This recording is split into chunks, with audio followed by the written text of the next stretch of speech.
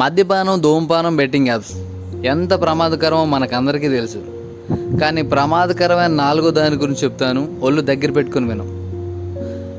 మగాడి కామానికి, కక్కుర్తికి హద్దులు లేవంటే ఏంటో అనుకున్నా. కానీ ఈ మధ్యకాలంలో మధ్యరాత్రి దాటితే డేటింగ్ యాప్లో డబ్బులు దొబ్బించుకుంటున్న చాలామంది బాధితులను చూశాకే అర్థమైంది. సింగిల్ అనే ట్యాగ్ ఉన్న ప్రతి ఒక్కడు మింగిల్ అవుదామని ఒళ్ళు తిమ్మిరెక్కి డేటింగ్ యాప్స్లో అప్సరస దొరుకుతుందేమని పోతున్నాడు. కానీ నిజానికి అక్కడ ఉండేది మొత్తం సోర్పు నక్కలే.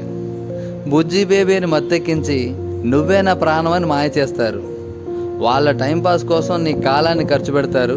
వాళ్ళ ఆనందం కోసం నీ జీవితాన్ని నాశనం చేస్తారు.